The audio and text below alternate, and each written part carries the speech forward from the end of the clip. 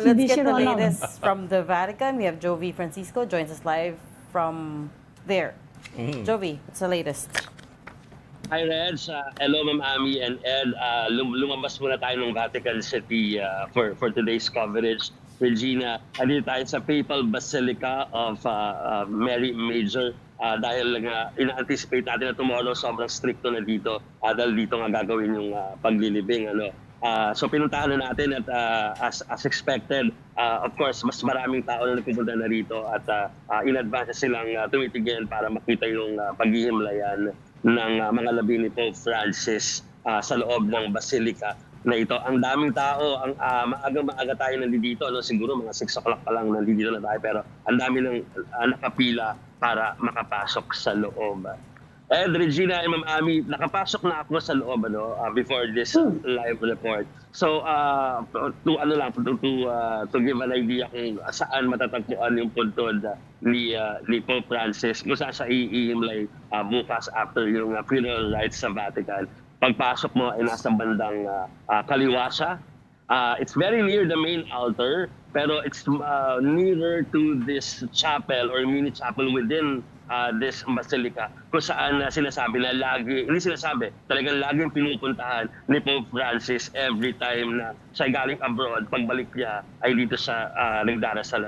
That's the chapel of Mama Mary, kung saan sinasabi na meron ding relic doon nung crib ni Baby Jesus. Yun ang sinasabi doon sa inscription doon sa loob. Tapos, Joby, I understand that, if I got it right, that basilica, portions of it date back to the 4th or 5th century. It's one of the older structures That's there. true.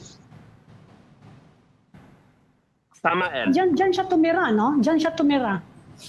Hindi, Ma'am Ami, ito yung pinupuntahan niya para magdasal. Yung tumira siya, yung Yung ano niya, yung devotion niya. Santa Marta. Santa Marta yun. This is St. Mary. Pinanggalingan nung mga remains na nung nakaraan. Nalito rin ako rin eh. Anong atmosphere dyan ngayon? Kasi dito sa atin, Joby, yun daw lahat ng simbahan sa Malolos magtotoling daw ng bell ng 88 times bukas simula 4 o'clock. Which is the time of the burial dito, local time sa Maynila. Diyan sa Vatican, kumusta naman yung mga ringing of the bells? Well, ganun din ang mangyayari, Ma'am Ami. Pero kung dito naman sa Maggiore, sa ngayon ay tuloy-tuloy yung parang may mga rosary sila. Aside from yung mamaya, pag-uusapan natin yung pinamunuan ni Cardinal Tagle last night. Pero mas sige ngayon, ongoing yung ibang pag-pray ng rosary at yung confession. At may mga available, or sabi may mga pare around the Basilica na kumakausap doon sa mga tao at ginagabayan sila kung saan yung lugar kung saan ililibing at yung significance nun. So you've talked to Cardinal Tagle na ano yung ginawa niya kagabi? Nag-prayer na siya? Walang interviews kagabi, Ma'am Ami. I mean, that's very understandable. Pero yung kagabi siya yung nag-lead ng 4th praying of the Rosary in line with the wake of Pope Francis. Dito ginawa yon sa Basilica na ito, yung ika-4 na edisyon nun. So siya yung nag-lead nun. So mga pananalita niya centered more on the legacy of Pope Francis and walang anything connected sa conclave. Joby, tama ba yung funeral mass where you will have all the world leaders taking part in it, I suppose, dun sa Vatican gagawin, dun sa Basilica of St. Peter. Basilica. Tapos the remains will be transported there via procession. That's around 4 kilometers layo yan, ha? So is it going to be Bali kanina nag-travel ako from very near yung lugar ko saan nagsistay yung media from sa Vatican. So it took me around mga 20 to 25 minutes to reach this basilica kung saan ihimlay si Pope Francis. I-add ko na rin doon, Ed, Regina, and Ma'am Ami, na tomorrow, ang isang sure na scenario, pagdating dito ng procession, dala-dala yung remains ni Pope Francis.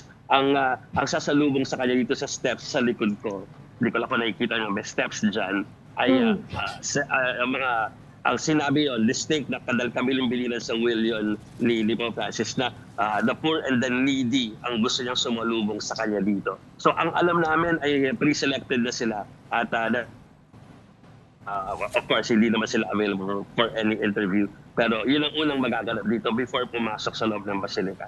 Pero Joby, sabi mo 20 minutes is from where the media stay going to St. Mary's. Pero I'm wondering how far it is and how long it would take from St. Peter's to St. Mary's, which Parang will be gusto the ko route buksan tomorrow. yung Uber ko, nakalagay doon yung mileage. Pero it's really outside the Vatican City. Oo.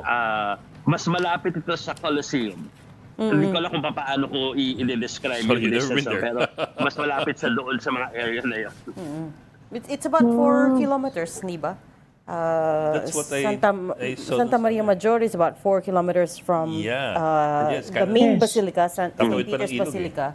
And yun nga, as we were saying, this is a big break from tradition because most popes are buried right there sa St. Peter's Basilica because it's the biggest and the grandest basilica. Pero si Pope Francis chose to be buried at Santa Maria Maggiore, St. Mary Major, which is kind of outside, Vatican grounds pa rin, pero outside the main plaza. But if it's a procession, is it a procession on foot, I suppose, di ba? Should be, oo. So, Kasi medyo It mahaba, will be- medyo matagal-tagal yan. Nakita ko na, Regina and Abi, nakita ko na naglagay na ng mga barricades sa route ang Italian and Vatican police. May kita ko may mga yellow ribbons na sila na kung saan yung ruta papunta dito. So tama kayo. Maglalakad. Kasi baka medyo matagal-tagal yan ng kaunti. Kung I'm checking kasi with of course this is Google Maps. Not exactly the most exact way of doing things. Pero just to give you an idea, mga anywhere from 4 to 7 kilometers depending on what route you take. That's a bit distant if you're going to go on foot with Now, will the remains be on a vehicle while the procession proceeds, or will he be borne by anybody? You have a point, Ed. Malayo yun para merong pallbearers. So we'll ask that later. Merong briefing para sa media after lunch para doon sa mga magiging programa tomorrow or kung ano yung magiging mga logistics dyan. Oh, kasi it could also be by carriage, as for example was as done in with, the past. was done with JFK, or pwedeng on a vehicle like what was done with the Cory Aquino here when Parang she was born in 2009.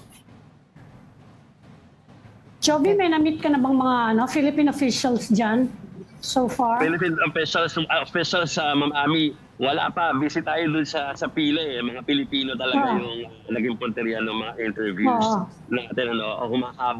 Humabol sila dahil ngayon, ang mangyayari ay yung closing of the coffin. Merong isang ritual doon or parang seremonya mamayang 8:00 ng gabi dito sa Vatican. It will be attended by the cardinals will be attending that at saka yung mga officials ng Holy See.